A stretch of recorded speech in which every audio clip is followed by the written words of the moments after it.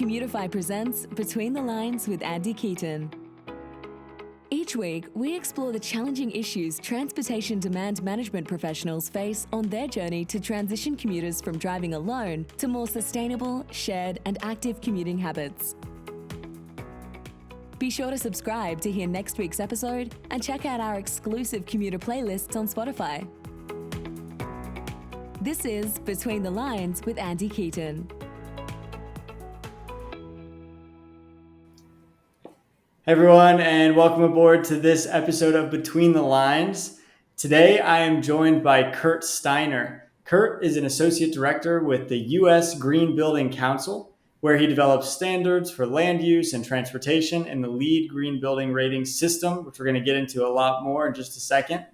He's an experienced transportation planner and green building specialist focused on practical strategies to advance sustainable mobility and decarbonization of the built environment. And he's a LEED AP and member of the American Institute of Certified Planners. So wealth of knowledge, as all of our guests are, and this is why we bring them on to have these interesting conversations. And today we're talking about TDM, or Transportation Demand Management, and why TDM in LEED will help save the planet. But first, Kurt, thank you for coming on the show. Andy, it's great to be here. Thanks for having me. And I can't wait to help explain to everybody what LEED has to even do with TDM and transportation.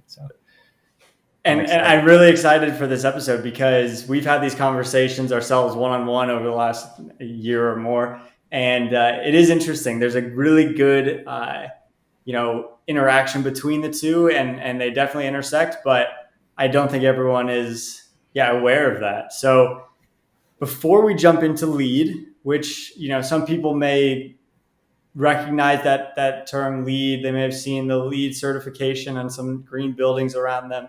But before we jump into really what that is, I want to take a step back, think about buildings, real estate, and that's kind of the key to this whole thing. We're talking about buildings.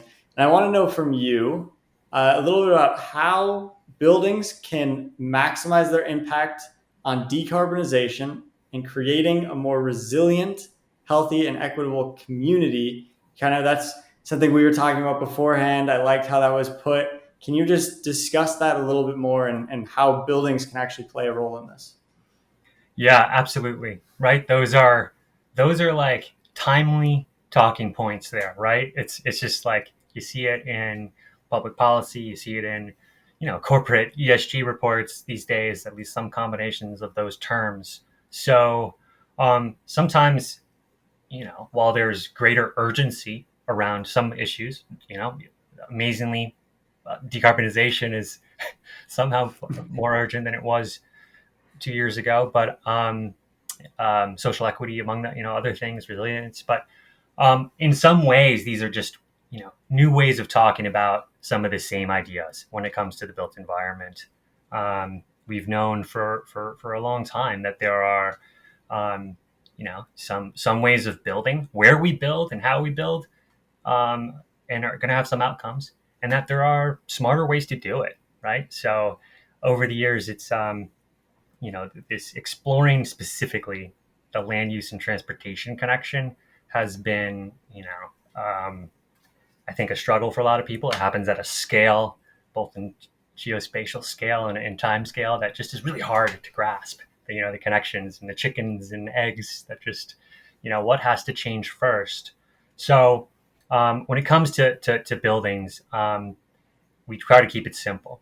And when we say that it matters where we build and how we build, that means focusing new development where that's necessary. Of course, one of the best strategies is to reuse our existing building stock. But if you are building new, it should be located in regionally accessible, well-connected locations, right? And why? That's because people need to get to that building, or they need to leave that building and get everywhere else. So it's just like the first opportunity we have to influence, everyday life for all of us. And that's choosing where we build and how we build it.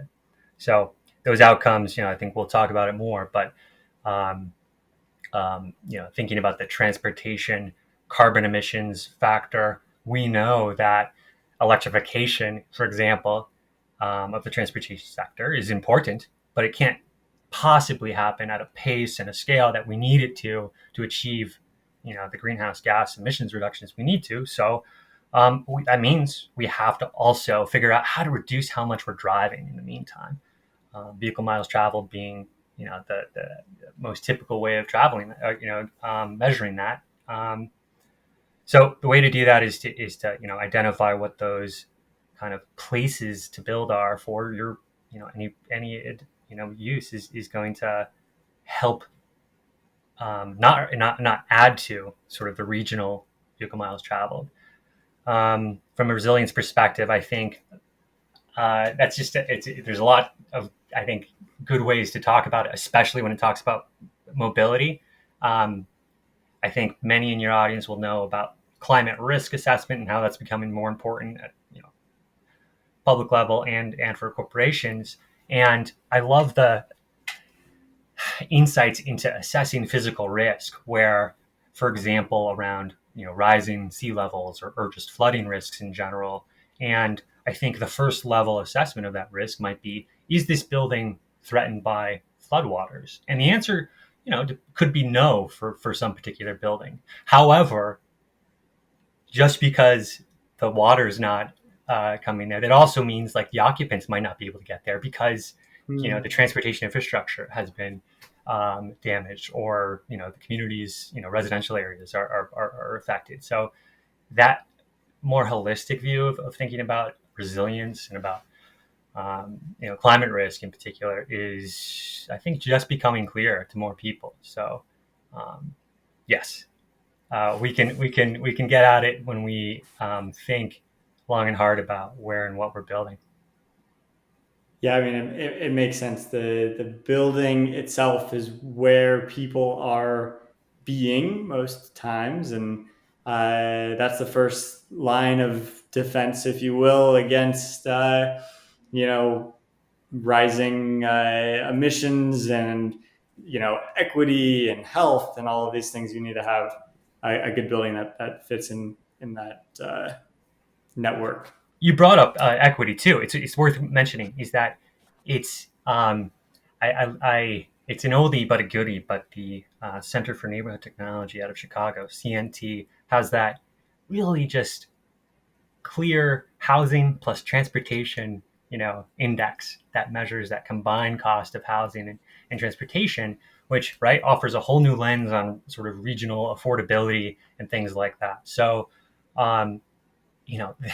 yes, where and how we build is also, I think, one of the best sort of like housing strategies out there and affordability strategies, because however you look at it, is that the cost of housing can be such that people are pushed to very distant or disconnected areas, which is going to necessarily increase driving, as opposed to a location, for example, transit-oriented development that has really just outstanding access to local services, but also to the broader region.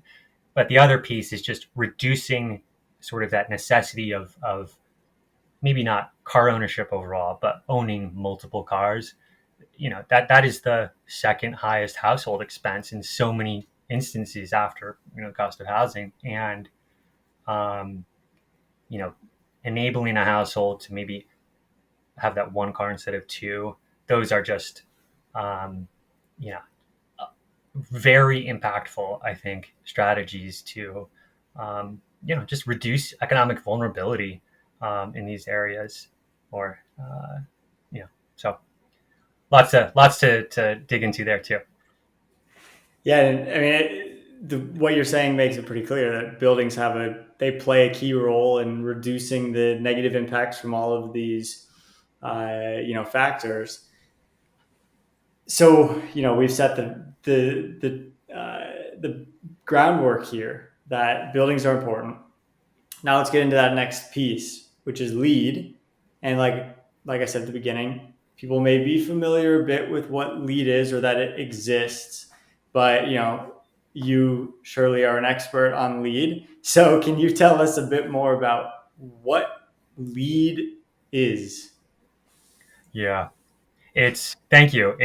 I've been around green buildings a long time, but of course, I am a transportation planner kind of by my professional background. And, sometimes I feel like the black sheep in here, right?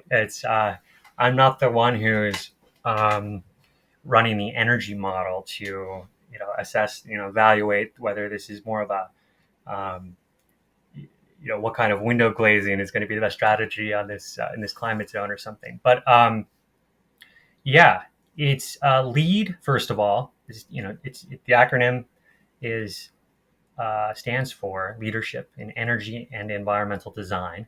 For I think many people are really generally familiar with that. It's been around for about 25 years. First off, which is amazing.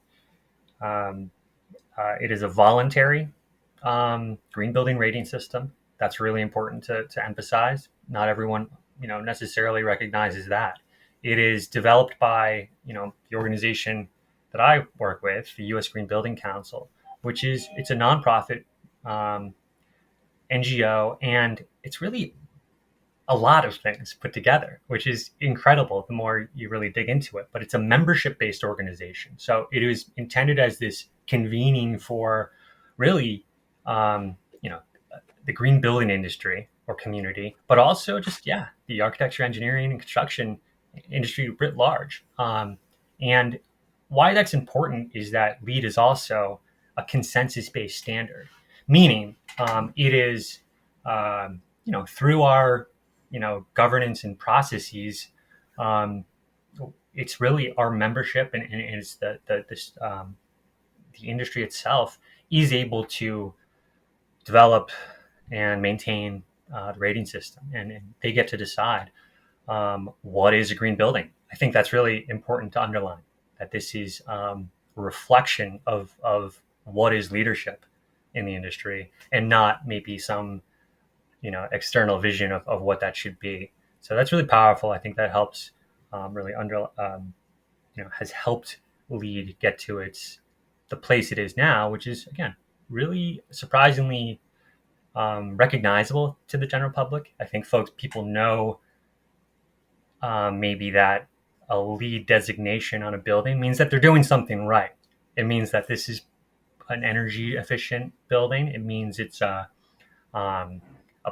space that really prioritizes occupant comfort. It feels good to be in. It's a healthy space, and it's using environmentally sensitive materials. But beyond that, or some combination of that, LEED is a pretty comprehensive framework for just exactly that, defining what a green building is, and then giving industry a tool that they can assess themselves. And then USGBC is also part of that third-party verification, which helps just maybe strengthen the claims that an individual building is able to make. So I'm getting a little bit into like the mechanics of how LEED works, but it's worth thinking about and defining. And then that's maybe where I'll pivot into how transportation fits in, or like what and why I'm here. I will say the building site, I think, has always, since the original version of LEED 25 years ago or so, I think it was always a place that recognized that people had to get there in some way or another, right? It has, I think, some version of a parking capacity or parking footprint. LEED credit has been around for a long time, but it has evolved. And I think that is, like everything else in LEED, it's a reflection of where the market and industry has gone. I think at a certain point, there was such a perception that a green building might be this, architecturally interesting, highly, resource efficient building and healthy place to be, but that it's set in the middle of a field, or along the water's edge, and it's very, very remote. So I think in sort of LEED's early years, that kind of feedback was heard, and I think that it really caught hold in the industry. So around LEED version 4, there was an introduction of an entire new credit category, as we call it, within LEED. That's, a category might be something like energy and atmosphere. Indoor environmental quality is one. And the new category introduced in 2013 was location and transportation. So that was explicitly, for the first time, recognizing that a green building is all of the things that we've been talking about before, but it's also, it means that it's a building that is well located and offers a variety of transportation options to its occupants. So that's where I get to spend my time now, is continuing to refine what that means in different places and for different kinds of buildings, and what it means for a new building versus, maybe an existing building. I think that's a good and important piece to think about too, because you may walk past a building and or drive past a building and see that it's got this, LEED certification, plaque on it, and you think, oh, that's cool. There's, green energy, maybe some way, or uses solar, or, I don't know what. Exactly. Yeah. Has cool windows. It's one of the first things that's going to come up. There's got to be solar panels up there, right? And there very well might be if it's a good location for it, but not every building is a good spot for it. Yeah, but I think it's really cool that, you don't think, oh, that means it's well located, but in some way, it sounds like it has to be at least decently located. Like, it can't be in the middle of nowhere, where you have to drive there alone, and that's the only way you can get there.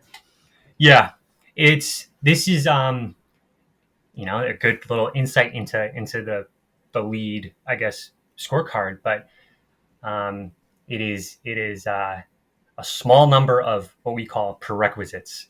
That means there are some hard and fast things that a green building must do or must have or cannot do. And then the rest of the LEED scorecard, the vast majority, is made up of credits. Those are optional strategies that a project can use to accumulate points.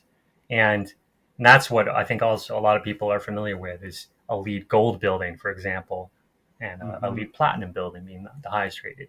And what that means is that a building has met all of those required criteria, but then also has accumulated enough points from different places to get to some of those higher levels. So I will be clear that there are no current prerequisites in LEED as of today for either its location or its transportation options. And that's one way to do it. I think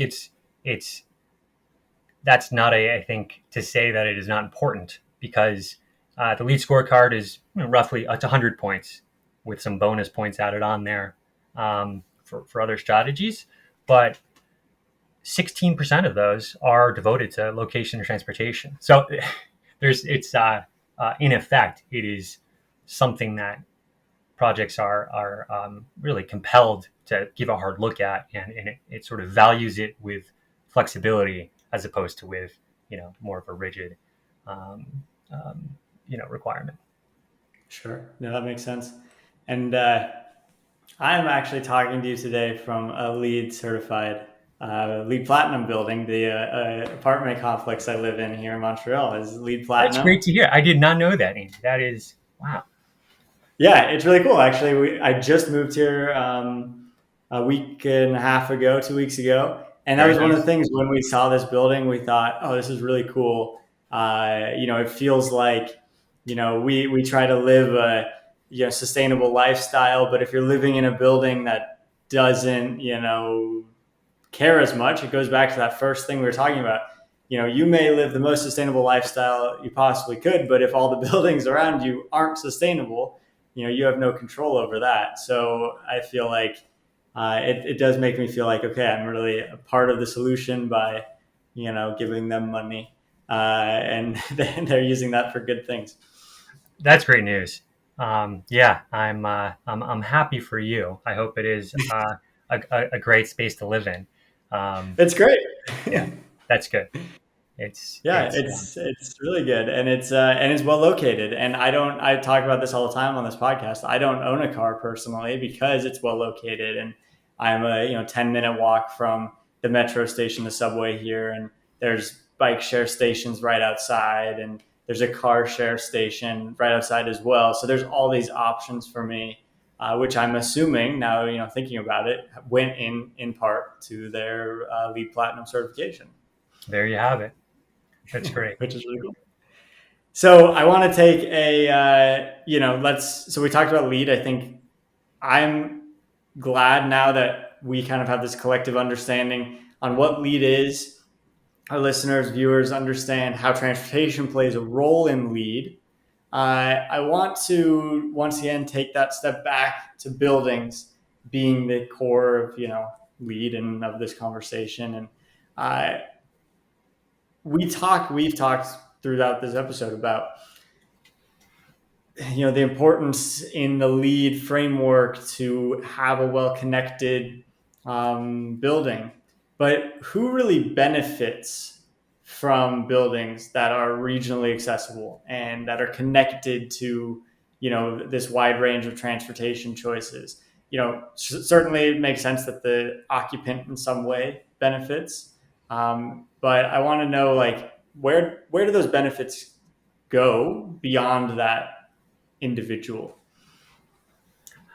That's a really great question. It's and I think that's like one of the storytelling challenges that USGBC or LEED is always trying to help highlight, because it really, I think, from a practical standpoint, it's important to know your audience when you are talking about the benefits of green building. But it's also, I'll say, it's not too hard to try to adapt that message to different audiences in the case of green buildings. So I think the place to begin is the owner, first of all, right? If this is either a developer or some organization that's developing a new building or space, it's a good place to begin. And the benefits to them are going to be really focused on some dollars and cents and some ideas about even if they are, say, if it's an owner occupied space, they're going to be very interested in occupant health and some of the ways that green buildings have been demonstrated to, say, reduce absenteeism and have healthier workforces, for example. Those are all, I think, really kind of practical ways to talk about it. I'll just add, in this current time we find ourselves, it's also, I think, it's an important strategy for, say, employers who are interested in luring folks back to offices too, and it is certainly, I think, right, as you or someone who is attracted to a green building, or many people would be probably a little bit more interested in going into a really a nice, a high performing green building than they would more of a conventional or low performance building. So that's maybe a place to begin. Occupants, as we're saying, you have a lot to gain too. We spend so much of our time indoors, right? And I think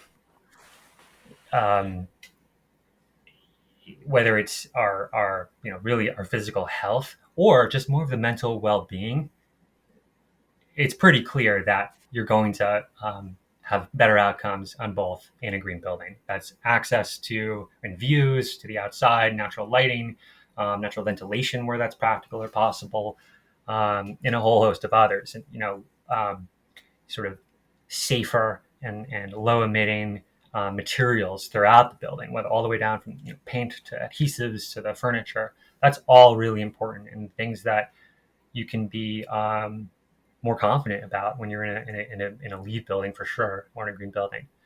So that's somebody who's going to benefit. And then zooming out a little bit more to the community, that's, I think, a really good place to maybe dwell, is that right, a LEED building is still has that perception that this is maybe an expensive building.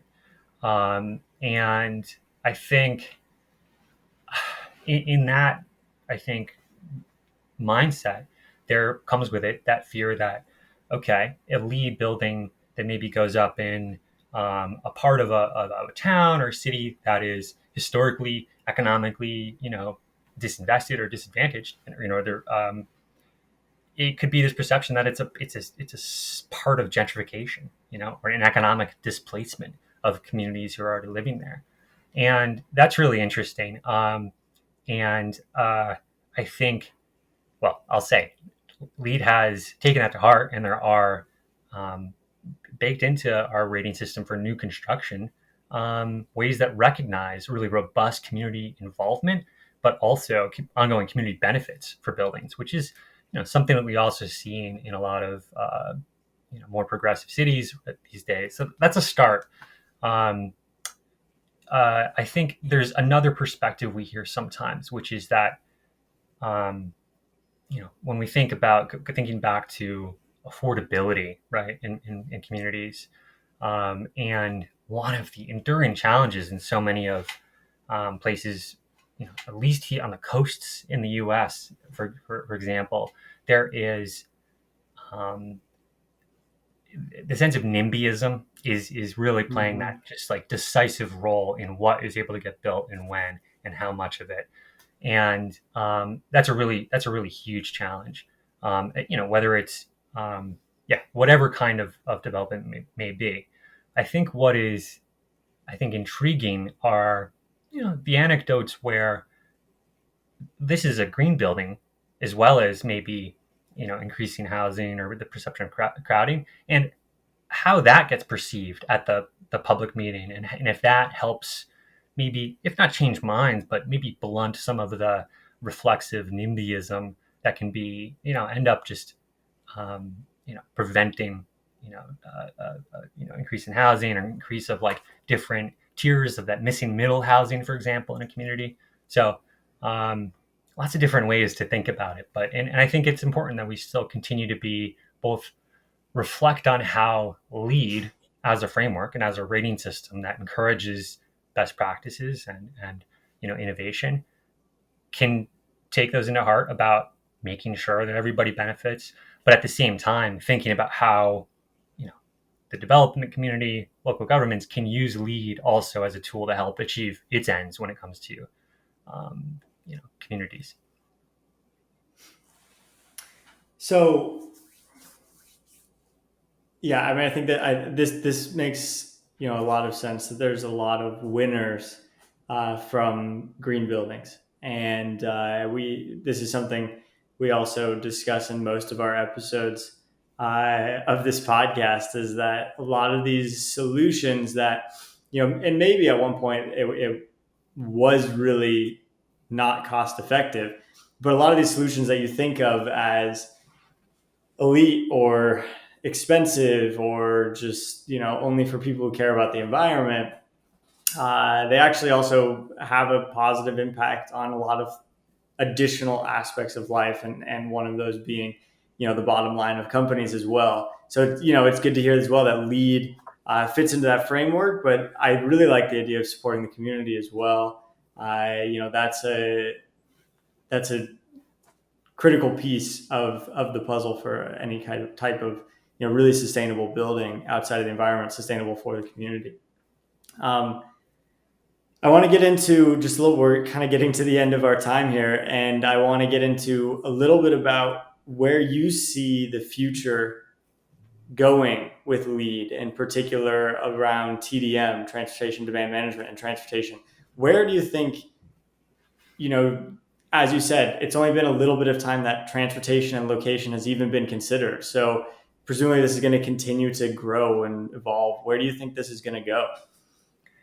It is, the question I'm thinking about day in, day out. And then I'm glad I have opportunities to, talk to folks like you to help us maybe understand where the opportunities are and where LEED can maybe like add its unique, value special sauce to this issue here. So even if we think for a second about how LEED works, right? The plaque that many of us are familiar with is a designation, right, for a new building, right? It's that moment in time of how is this building designed and how is it built, and honestly, that's where it stops.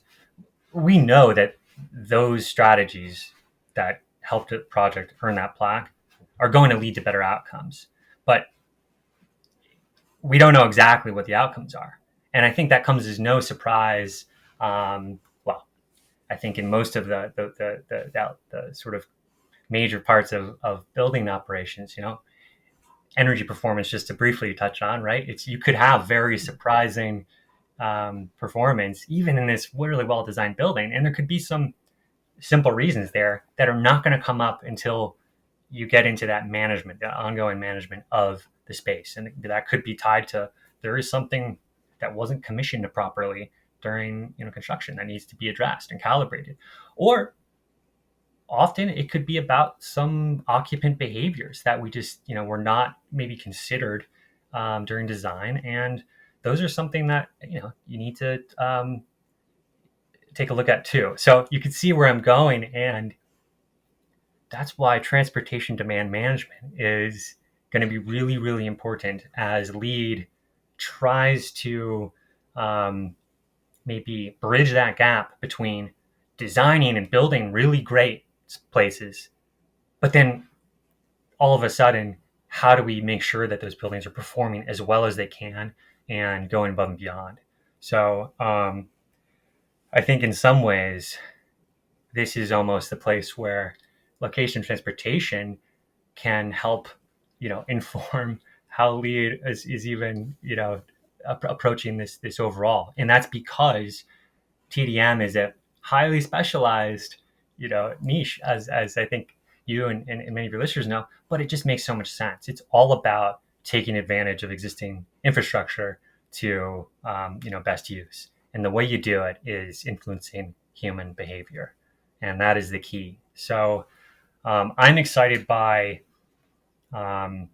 maybe, I think you have probably two branches here. You've got like the technological sort of like innovations that are happening. I mean, Commutify is a great example, but it's not the only one that is just giving us more insights and more tools that help us give people that nudge and maybe change their behaviors.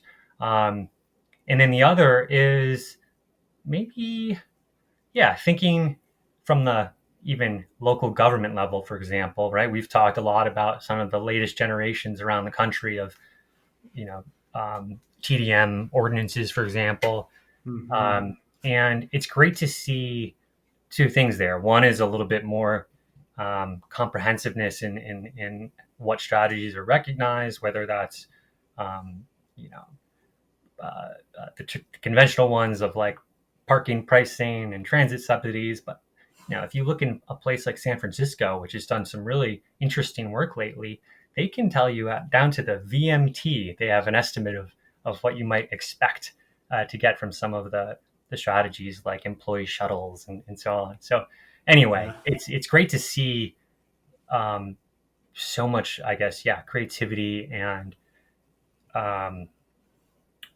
just maybe new approaches in the space. And I can speak for LEED and folks around it. I think we're trying to understand how we can both harness that and leverage that from the building owner perspective or the operator, and also, I think we continue to be interested in how local governments can lean on LEED to help it accomplish some of its goals too, right? You need to look at both sides. So it's going to be exciting. I think one of the ongoing struggles is TDM is just so dull a term. And I know that's not the first time anybody's hearing that, but it's got a branding problem, and I think we need to fix it. So next episode, I look forward to the answer. Maybe we'll host an episode on how to brand TDM. I agree. for being such an interesting kind of idea, it is a very technical terminology that does kind of stand in its own way in a way. It's a good problem to have if you've got if there's a great foundation, and I think it's just a branding problem, we can fix that, right? True. So we're on to our last question, and we'll keep it quick. And this is what we ask all of our guests at the end. So we've been talking a lot about LEED. We've been talking about how TDM plays a role in LEED. Tell us why TDM and LEED together will help save the planet. Wow. It's a good one. And it's going to take everyone. And one of my favorite things about working with LEED, around LEED, and with USGBC is the opportunity to just interact at all these different levels with different stakeholders. And at its best, LEED is that kind of common ground where a government official, a developer, a resident like you, a tenant, are all kind of can be speaking the same language and using some common definitions there. That's part of the reason, right? LEED is the most widely used green building rating system in the world. It's been used in 180 countries as well as municipalities in the US. In some cases really incentivize developers to use it. So that approach, that kind of big tent approach, and trying to be really sensitive to what these parts of the market want and what they need, I think is something that I'm really excited to try to bring to this idea of transportation demand management or mobility management or transportation options, whatever we want to call it. I think getting more people excited about the great ideas that are underlying this, that giving people access to more just choices is a good idea. And I'm excited that, I think LEED can be part of telling that story. Yeah, I agree 100%. I think LEED is probably something that not all of our audience really knew a lot about before this episode. Hopefully now they're really starting to think how this can play a role as well, how buildings play a role in transportation future. Kurt, thanks again for being on and for coming and talking to us all about this. I'm really excited to continue working with you and see where LEED goes and how it brings transportation in. We'll figure out how to rebrand TDM. We can do that together. Okay, there'll be follow up on that. Thanks, Andy. This was a pleasure. Really, really exciting, and it flew by. It did. And thanks again to all of our listeners and viewers for tuning in. If you haven't yet, make sure you subscribe to our email list, which you can do at betweenthelines.io. And that way you get just an update when a new episode comes out. You can continue on with that conversation, learn a little bit more beyond the episode, and give us a like, a follow, a rating, wherever you listen to podcasts, or check us out on YouTube as well. There's not much to see right now in this new green building that I'm living in, but I'm going to start decorating it behind me. So give me any tips of what I should put up, and you can see the room grow with the show. So thanks again for tuning in, and we will see you again next time. Kurt, it's a pleasure. Thanks. So long. All right. See you, everyone. Thanks for joining us on this week's episode of Between the Lines with Andy Keaton. Be sure to subscribe to hear next week's episode and check out our exclusive commuter playlists on Spotify.